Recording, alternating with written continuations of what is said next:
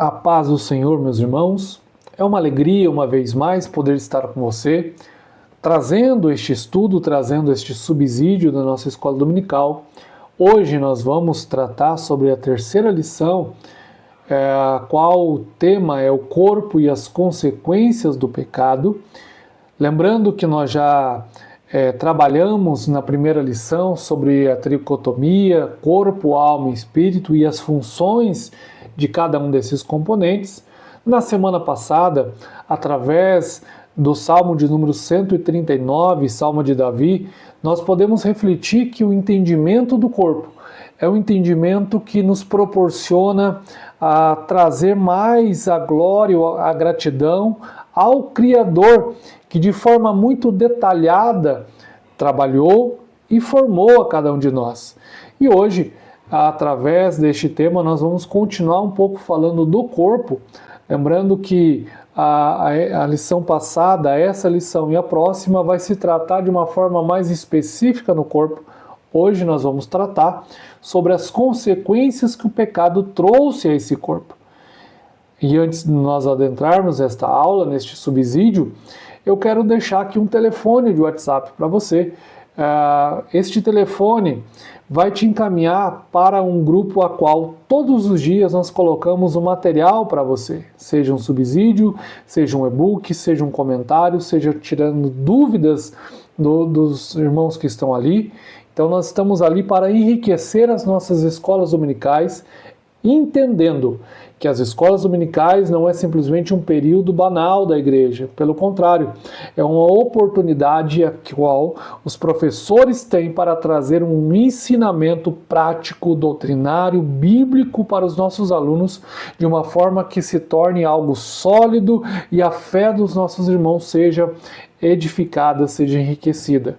Então, nosso intuito é, professor, não traga a aula de qualquer maneira, não traga a aula de uma forma relaxada, não traga a aula sem um preparo, amém? Peça graça, ore a Deus, peça direção ao Espírito Santo, mas tenha a sua responsabilidade, que é o preparo desta aula. E um deles pode ser este subsídio que vai te dar o norte, amém? Então vamos lá para a aula, para nós não perdermos tempo, para a gente ganhar tempo nesta aula, visando que a aula é riquíssima e este é só um subsídio, tá bom? Qualquer dúvida também pode entrar em contato aí que nós vamos tirar. Hoje, então, nós vamos entrar no corpo e as consequências do pecado. Através disso, nós podemos ver o texto áureo que se encontra no capítulo 3, versículo 19 do livro de Gênesis, lembrando que neste texto, o pecado já havia entrado através das decisões de Adão e Eva, o pecado já havia entrado e agora Deus começa a trazer as consequências do pecado. As consequências nós vamos ver, elas vão atingir o ser humano, mas também vão atingir a própria natureza. Então, pecado não é algo para se brincar, não é algo para ser tratado de uma forma banal. O início de Gênesis já vai nos mostrar que o pecado ele tem um poder de onde ele toca, ele começa uma destruição. Então leia com os seus alunos o texto áureo trazendo uma explicação de que o pecado não é algo para ser algo banal que pode ser simplesmente deixado de lado. Olha as consequências que ele traz.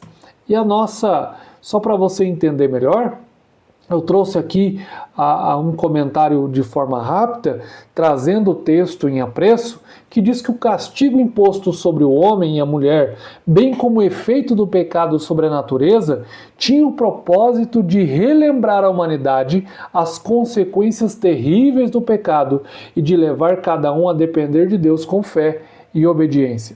Ou seja, esses castigos colocados sobre o ser humano e sobre a natureza deve trazer para nós um lembrete do quê? Dos efeitos que o pecado há. E uma vez que nós entendamos os efeitos que o pecado tem sobre a humanidade e sobre a natureza, nos colocamos na dependência do Senhor, com fé e humildade, reconhecendo que se não for a graça dele, não podemos vencer este pecado.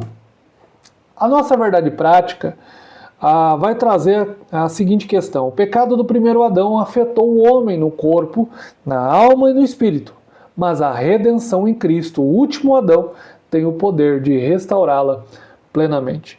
Os objetivos da nossa lição, e isso é importante para você, professor, não fuja dos objetivos. Primeiro, analisar como o ser humano foi criado em perfeição e de que forma o pecado trouxe sofrimento. Segundo, explicar que, apesar das consequências do pecado, o ser humano continua responsável por suas escolhas. Isso é interessante e importante ressaltar isso. No mundo a qual existem questões doutrinárias e brigas e questões teológicas que afetam, é lembrar que, biblicamente, nós ainda somos responsáveis pelas nossas decisões. E terceiro, refletir sobre as limitações físicas e as enfermidades como a realidade pós-queda, mantendo a esperança na glorificação do corpo. Essa é a nossa esperança. Trazendo a palavra-chave, então, hoje é pecado. Uma das formas de traduzir pecado, uma forma talvez a mais simples, mas não simplória, seja errar o alvo. Então, uma vez que nós entendamos que o ser humano foi criado para um propósito, para um alvo específico, o pecado ele tem a missão, o poder de fazer que erramos o alvo. Qual é o alvo? O alvo a qual o ser humano foi criado. Deus ele cria o ser humano para um propósito e o pecado vem afetando, tirando-nos do alvo, tirando-nos do propósito, tirando-nos do objetivo a qual o Senhor nos criou. A explicação para a gente entender isso não se trata apenas de atos isolados, mas do estado caído da humanidade que afeta o corpo, a alma e o espírito. A palavra-chave orienta o aluno a compreender que todas as consequências físicas, e quando a gente diz físicas, a gente está dizendo da dor, doenças, da própria morte, têm origem teológica no pecado original.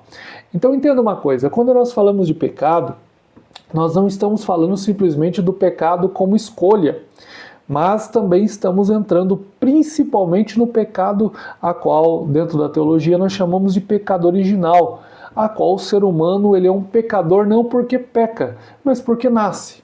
Então, o pecado em si, ele afeta a humanidade, a qual nós vamos ver dentro da Bíblia que o ser humano agora ele já nasce da descendência de Adão, ou seja, a escolha errada de Adão, trazendo consequência para a humanidade, todo ser humano que viria após ele já vem trazendo consigo a marca do pecado. Então, pecado, existe o pecado como escolha, que são os pecados, mas existe o princípio, o principal, que é a raiz, a qual o ser humano ele já está enraizado em pecado.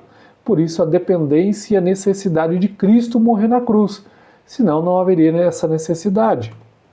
Vamos para a introdução, então.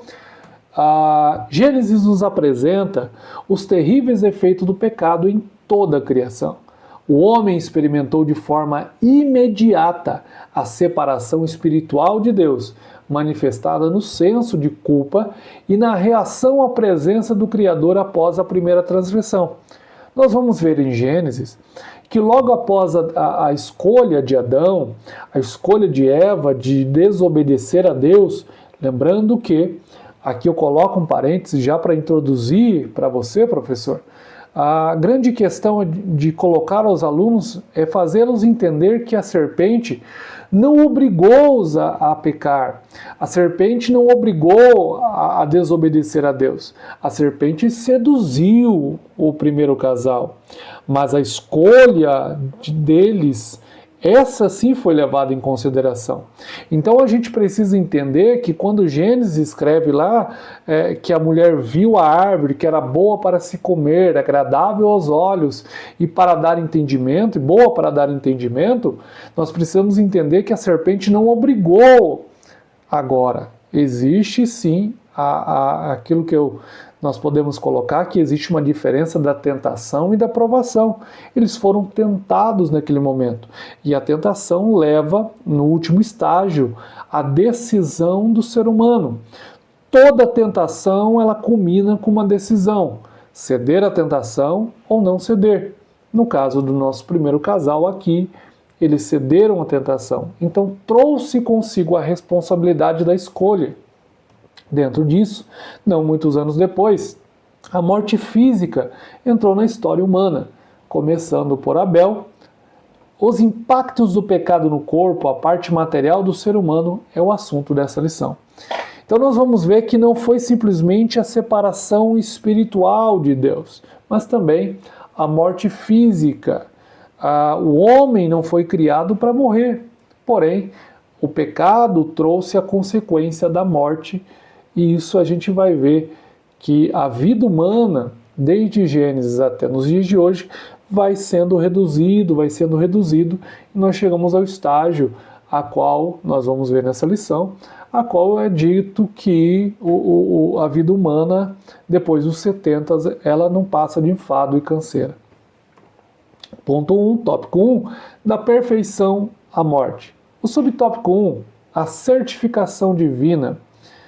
Quando nós olhamos para isso, nós precisamos entender algo. O homem foi criado perfeito pelas mãos do Criador. Nós vimos isso na lição passada. Em toda a constituição, incluindo o corpo.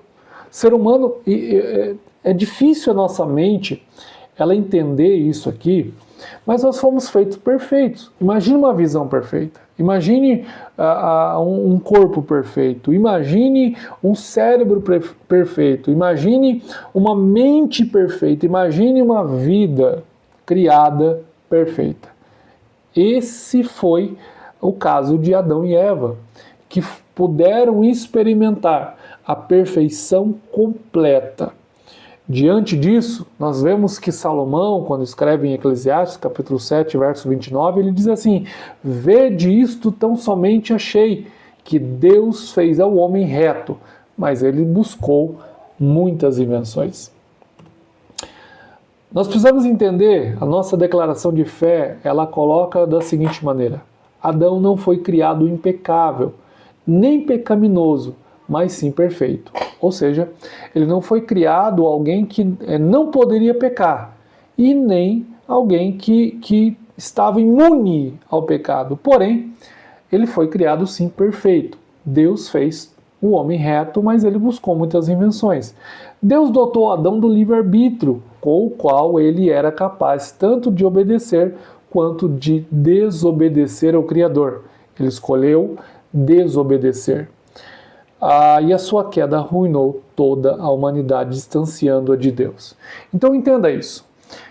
Ali no Éden, mesmo antes da queda, mesmo antes dessa decisão, Deus ele vai criar o homem com livre-arbítrio para escolher se quer obedecer ou se não quer. Então entenda isso. Ele não cria o ser humano impecável. Ou seja, o ser humano ainda tinha a decisão de escolher. Nós vamos ver isso em Jesus. Jesus ele não era impecável, ele poderia tomar decisões que fizessem pecar. Porém, Jesus escolheu não pecar, viveu uma vida sem pecado. Assim como era para Adão ter vivido. Mas Adão foi criado perfeito. Toda a natureza, todo o corpo, todos os componentes perfeitos. Diante disso, nós podemos dizer que além da perfeição fazer parte da natureza divina, o próprio Deus, após a criação do homem, certificou a qualidade de sua obra, quando ele disse: e eis que era tudo muito bom. Deus ele certificou ao criar o homem, dizendo: isso aqui não é só bom, isso aqui é muito bom. Isso aqui é a realização.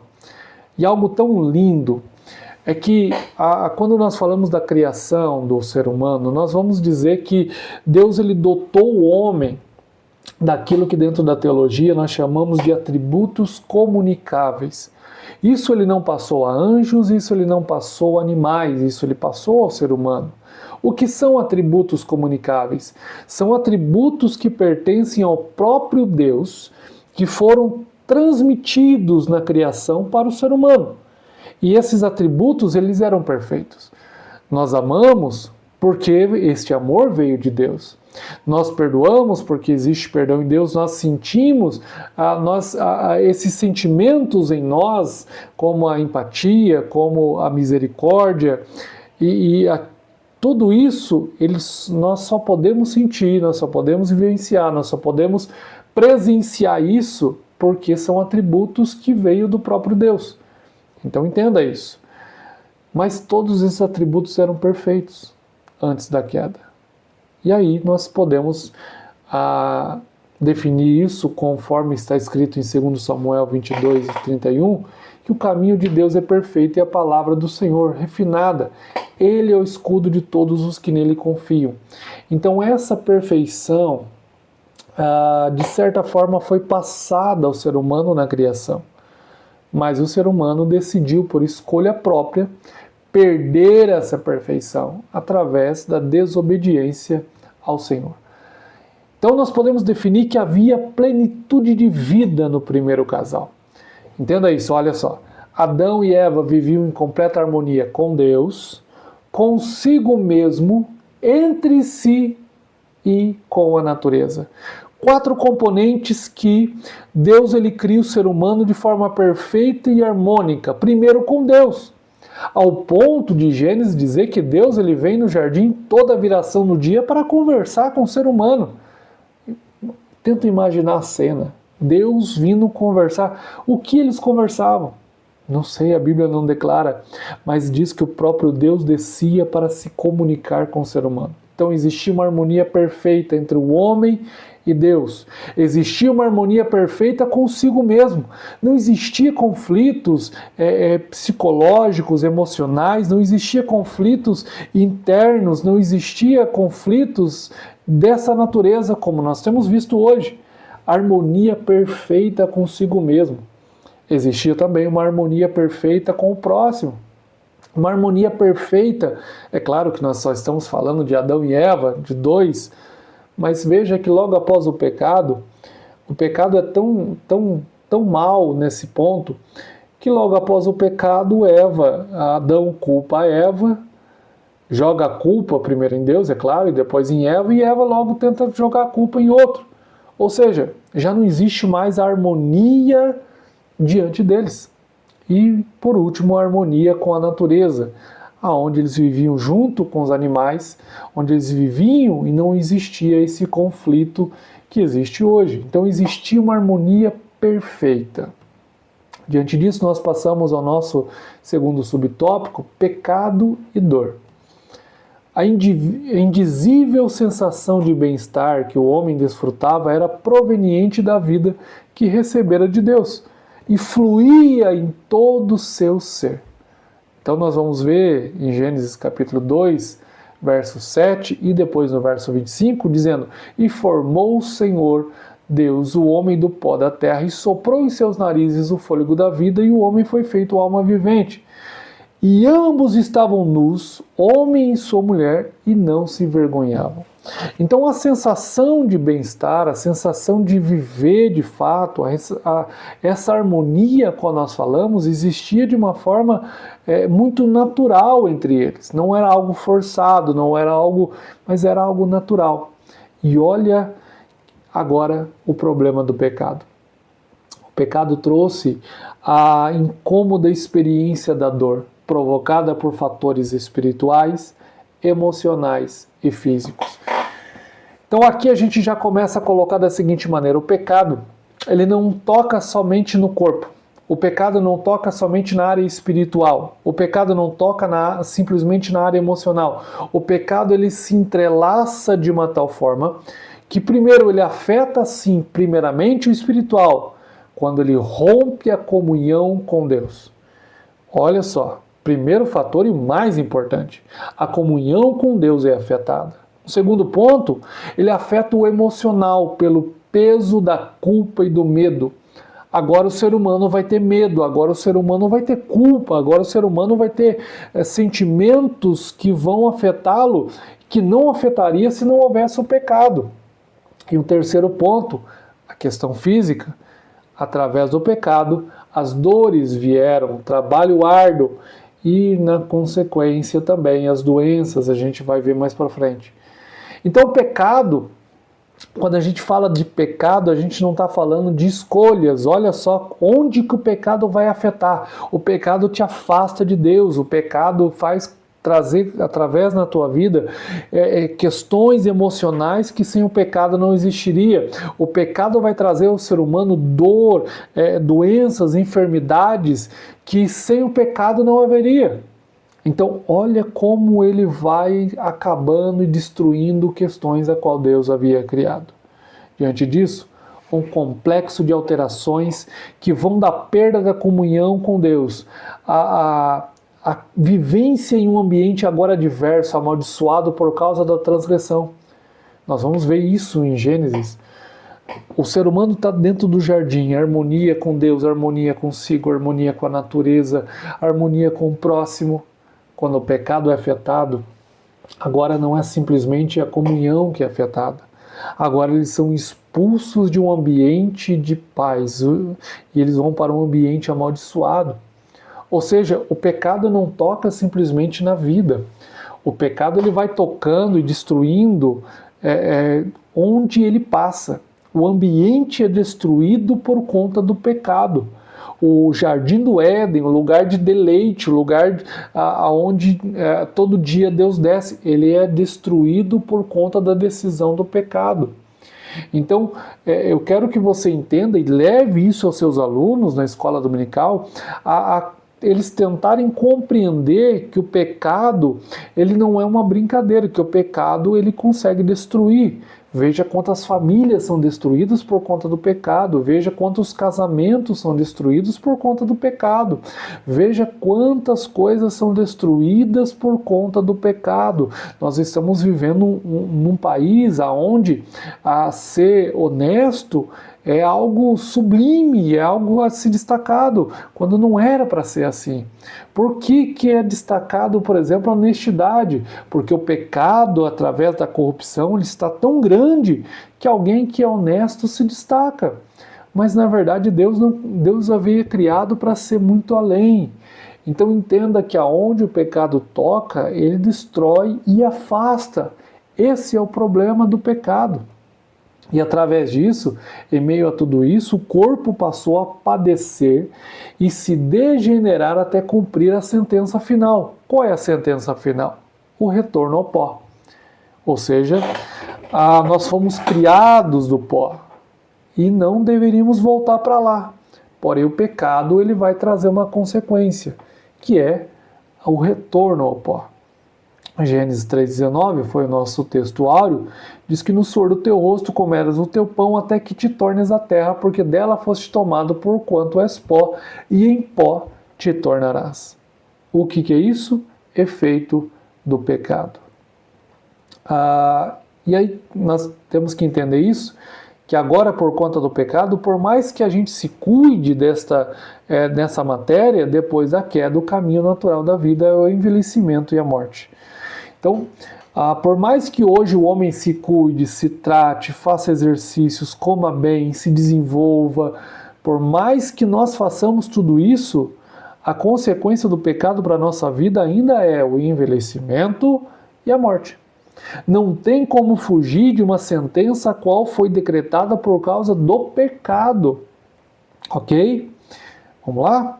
Então, subtópico 1.3, lembrando que nós estamos passando um pouco mais rápido, que este é um subsídio, tá? Para mais informações, para mais curiosidades, entre em contato. Será um prazer tirar e lhe ajudar a aplicar essa aula. Subtópico 1.3, velhice, autenticidade e gratidão. Agora, tratando sim dessa consequência do pecado, que é o envelhecer e o morrer, nós acabamos que gerando agora um sentimento de respeito e de certa forma, uma reverência aí pelos idosos. Dentro do grave quadro de adoecimento mental que marca a sociedade hoje, o novo transtorno tem sido diagnosticado. Qual é ele? A gerontofobia, um terrível e mórbido medo de envelhecer, que causa ansiedade e produz comportamentos incompatíveis com a idade. Hoje existe um medo, a cada dia maior, de envelhecer. Nós respeitamos e reverenciamos os idosos, mas em si, muitas das vezes, temos receio e medo do que a idade pode trazer. Quantos na nossa idade, de 30, 40 anos, 50 anos, não olham e dizem, olha, meu Deus, como era bom ter os 18, como eu queria chegar aos 18, mas quando o 18 chegou, parece que a vida foi. Exatamente o ponto. O que esse ensino nos traz e essa ideia, esse pensamento nos traz, é entender que a nossa vida ela é passageira, que a nossa vida ela é curta e que nós precisamos aproveitar um dia de cada vez. O amanhã pode nos assustar, o amanhã pode trazer consequências, mas o que Deus ensina através da sua palavra é que nós venhamos a viver o pão nosso de cada dia, ok? Para que nós venhamos a envelhecer e viver a nossa velhice sabendo que o pecado trouxe sobre nós, mas Cristo trouxe a graça e a salvação. E que logo após a morte, nós vamos ver nessa lição ainda, nós podemos ter a certeza e a esperança de um corpo glorificado, a qual não vai mais envelhecer. Dentro disso, a Bíblia fala da velhice de uma forma natural, clara e direta, ressaltando o seu valor e honra. Por exemplo, Jó, capítulo 12, verso 12 diz: com os idosos está a sabedoria e na abundância de dias o entendimento.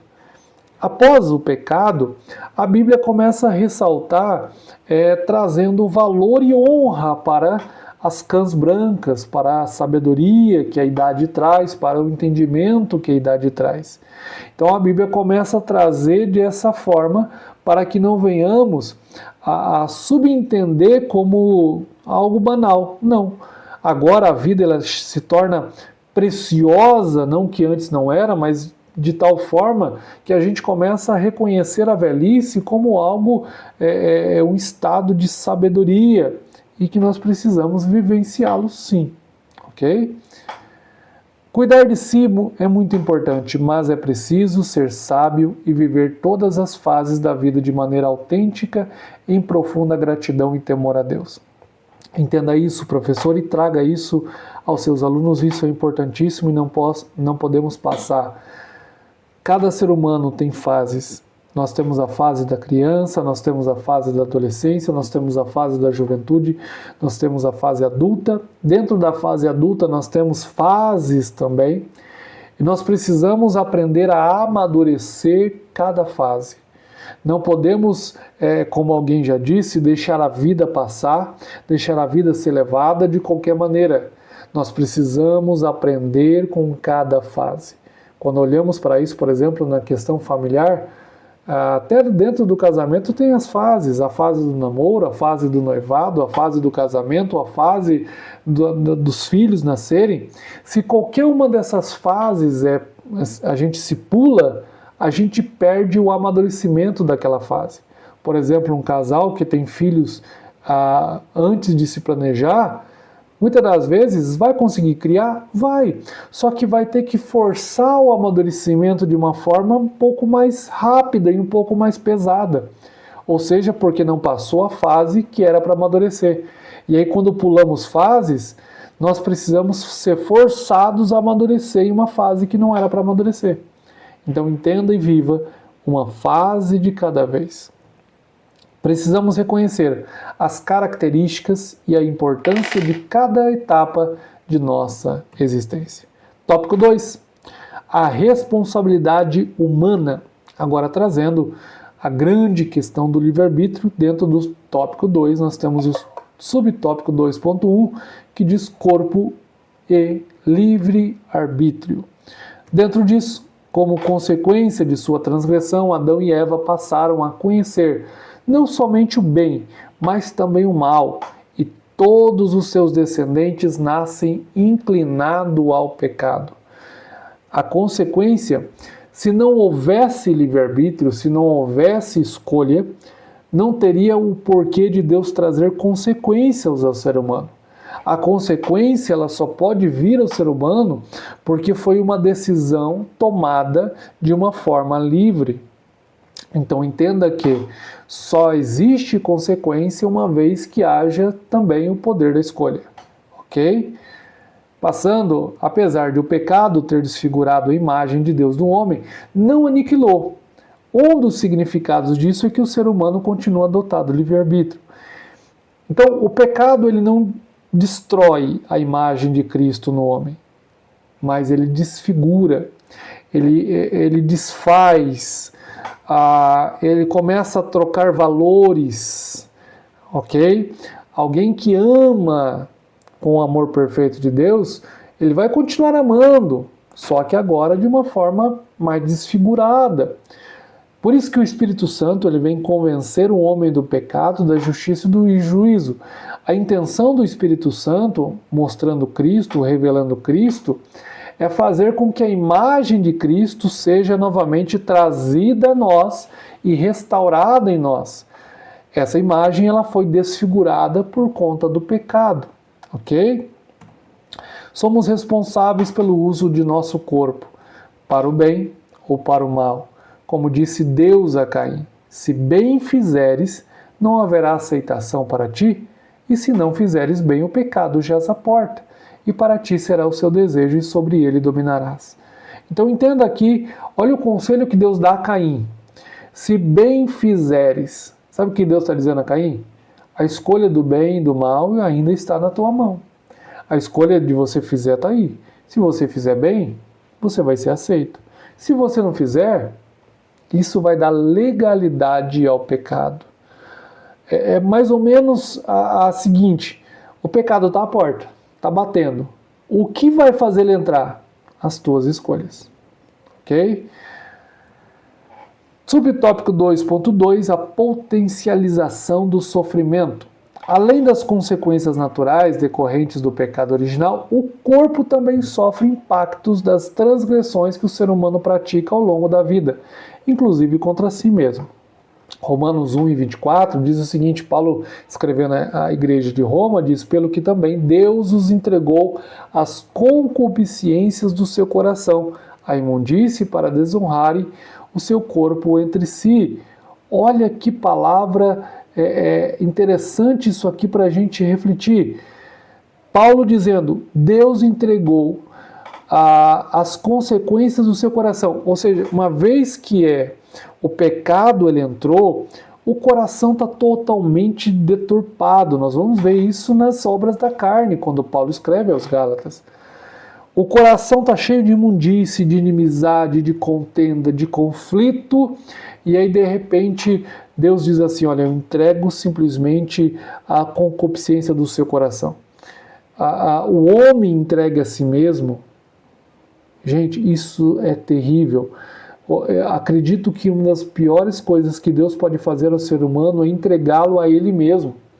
É tirá-lo e privá-lo da graça, é tirar e privá-lo do Espírito Santo trabalhar através da graça, através do convencimento, é deixá-lo por si próprio, porque uma vez que o ser humano entregue a si mesmo, o ser humano ele é dirigido pelaquilo que há no coração, que foi afetado e destruído pelo pecado. O ser humano entregue a si mesmo, ele é terrível. Então é necessário a graça de Deus, a graça de Jesus para nos transformar. Isso precisa de uma entrega total. Dentro disso, essa potencialização do sofrimento decorre das obras da carne, que no grego, sarx, natureza pecaminosa.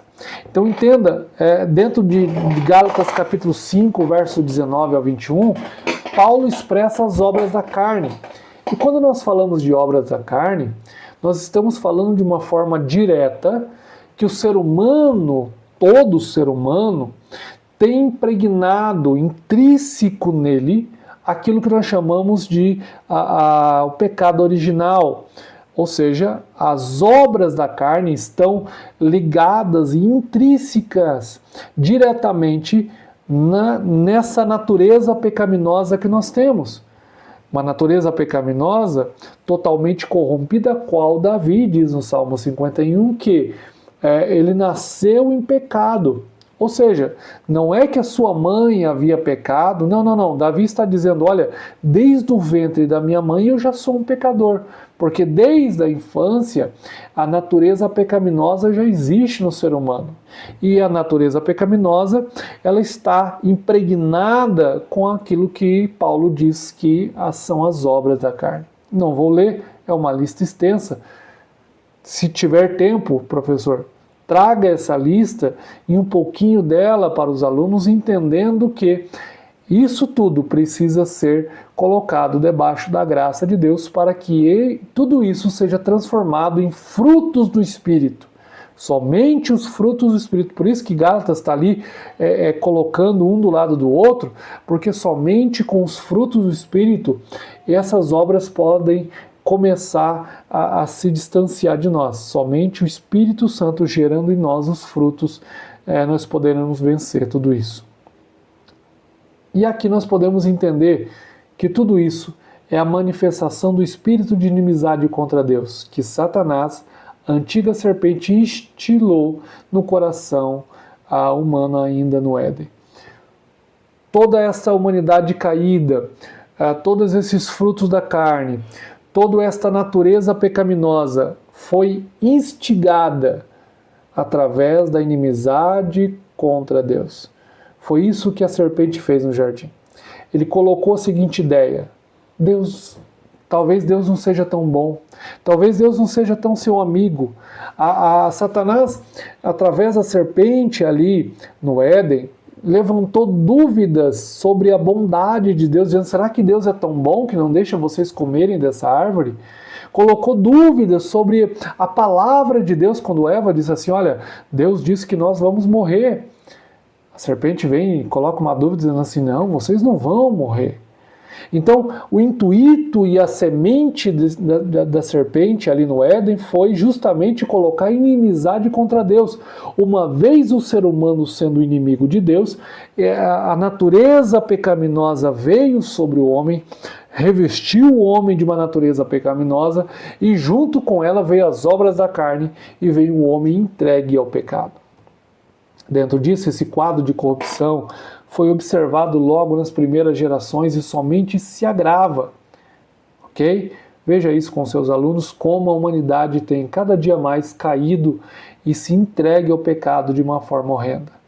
Por exemplo, nós podemos colocar a citação das drogas, que hoje tem aumentado de uma tal forma que muitos já colocam como drogas lícitas.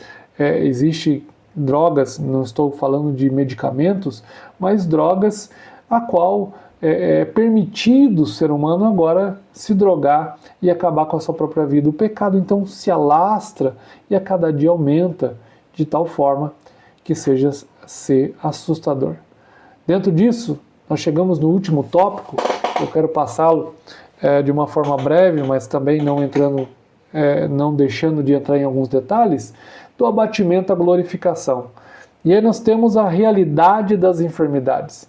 Com o pecado, as doenças também passaram a fazer parte da vida humana. Elas surgem no processo de degeneração dos órgãos e sistema do corpo por causas internas e externas, e estão entre os fatores que levam o ser humano de voltar ao pó. Então as doenças, elas fazem parte da consequência do pecado. A cada dia nossas células estão morrendo, a cada dia nossos órgãos começam a falhar, a cada dia nosso corpo ele vai chegando mais perto da morte por conta do pecado e por conta das doenças que vieram por causa do pecado. Por exemplo, nós podemos citar Timóteo, a qual Paulo vai orientá-lo a tomar um pouco de vinho, não somente água, mas um pouco de vinho, para melhorar o seu estômago. E olha que Timóteo era crente, Paulo era crente, servo de Deus, mas mesmo os crentes, servos de Deus, eles estão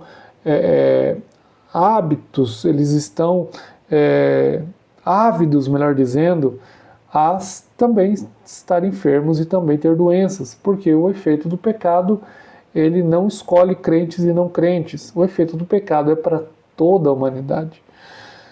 Dentro disso, Jesus mostra, através da promessa do profeta Isaías, que Jesus tem o poder para curar de todo o mal, mas precisamos ter serenidade, paciência e firmeza na fé, se enfrentarmos sofrimentos persistentes. Precisamos entender algo.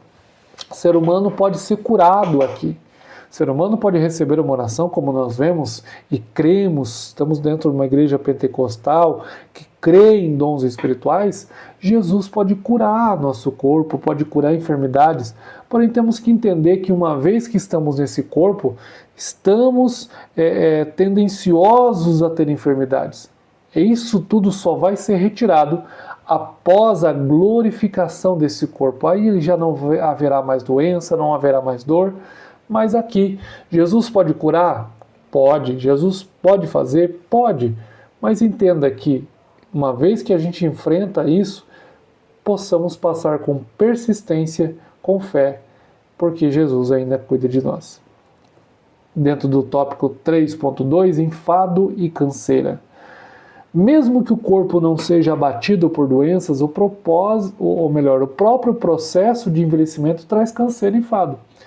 Ou seja, Moisés no Salmo 90 ele vai dizer que mesmo que o nosso corpo não seja tomado por enfermidade, mesmo que a gente não seja tomado por doenças ou alguma coisa dessa natureza, ainda assim o nosso corpo vai chegar a um processo que vai começar a cansar, que vai começar a se enfadar. Nós podemos lembrar, já não corremos mais como corríamos antes, a visão começa a embaralhar, alguns já começam a ter problemas e ter que usar óculos, ou seja, a velhice vai trazendo sobre si consequências naturais, que muitas das vezes existem pessoas, orem por mim para que Jesus cure, e a pessoa já está com consequências do próprio corpo. Então são consequências que a idade vai trazendo, ok? E isso também faz parte das consequências do pecado. E dentro disso nós temos as limitações e fraquezas que surgem ao longo da vida, alterando toda a estrutura do corpo. Dentro disso, ter consciência disso é importante para nosso autoconhecimento, como já vimos, mas é essencial também para uma convivência cristã sem orgulho ou acepção de pessoas.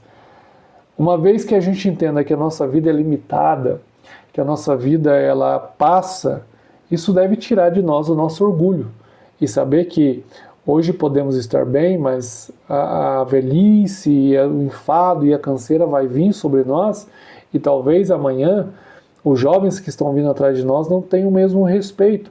Por isso é tão importante um respeito à outra geração que está passando, mas também o respeito à geração que está vindo. Esse sentimento que a vida passa, que a vida é única, deve tirar de nós todo tipo de orgulho e acepção de pessoas. Porque a gente sabe que aquele que tem 18 anos hoje, se Jesus não voltar brevemente, essa pessoa daqui a pouco já não vai ter mais 18. Já vai ter 30, 40 e o cansaço começa a aparecer. Ok? Então nós temos que entender que ricos e pobres são como a erva que seca e a flor que murcha e cai. Promover a comunhão entre todos é missão fundamental da igreja. Por isso que a igreja é um corpo a qual nós precisamos aprender a ter comunhão com a geração que está vindo através das nossas crianças, mas também da geração que tem muita coisa para nos ensinar através da experiência de vida, da sabedoria e do entendimento que eles adquiriram através de uma vida que está indo. Tá? Pedro vai nos salientar dizendo que porque toda a carne é como erva e toda a glória do homem como a flor da erva, secou-se a erva e caiu sua flor. Isso deve tirar de nós todo tipo de orgulho. E aí sim, a grande promessa, que hoje não vai dar tempo da gente citar mais, mas a grande promessa que nós vamos falar nas próximas lições, que é o corpo glorificado. A esperança do salvo por Cristo, que vive em santificação, é de uma redenção completa, inclusive do corpo. Paulo diz aos Romanos, capítulo 8, verso 23, e não só ela, mas nós mesmos, que temos as primícias do Espírito também, gememos em nós mesmos, esperando a adoção, a saber, a redenção do nosso corpo. Entenda algo fundamental. Para ir para o céu, nós vamos de corpo, alma e espírito. Para ir para o inferno, também quem vai para lá vai de corpo, alma e espírito. O corpo vai ser glorificado, receberemos o corpo como de que Cristo tem hoje. Uma vez que essa esperança tome e o efeito do pecado vai ser tirado na glorificação, a consequência do pecado vai ser tirado, o pecado vai ser tirado, esse corpo vai receber aquilo que Adão foi na criação, um corpo perfeito, só que agora com Cristo um corpo também glorificado. E é o aspecto futuro da salvação, a glorificação. Nosso corpo abatido será transformado para ser conforme o corpo glorioso de Cristo, segundo o seu eficaz poder. E aí dentro do Paulo, quando escreve aos Filipenses, ele usa a palavra transformar. Nesse texto é metaschematizo, que no grego significa mudar a forma. Esse corpo não vai ter mais dor, não vai ter mais sofrimento, esse corpo vai ser glorificado, assim como Cristo é, nós também seremos. Olha que esperança, meu irmão. Para a gente começar a finalizar e concluir aqui, será a mudança do corpo terreno, carnal e mortal para o celestial, espiritual e imortal, semelhante ao de Cristo Jesus, o homem perfeito.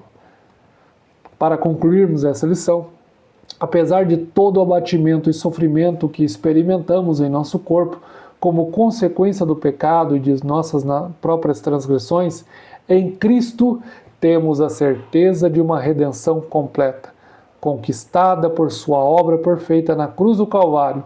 Ele nos dará um novo corpo eternamente transformado e saudável.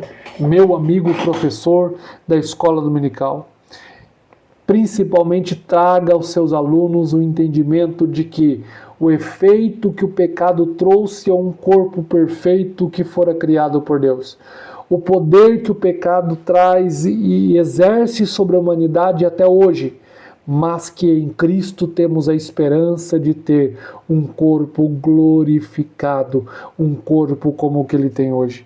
Traga aos seus alunos esse entendimento e essa linha de raciocínio, para que eles entendam e saiam edificados e com mais esperança e desejo de estar com Cristo um dia. Amém? Que Deus te abençoe em nome de Jesus. Não deixe de compartilhar, não deixe de indicar, não deixe de trazer este material se tem te enriquecido. Nos ajude em nome de Jesus e boa aula. Que Deus te abençoe.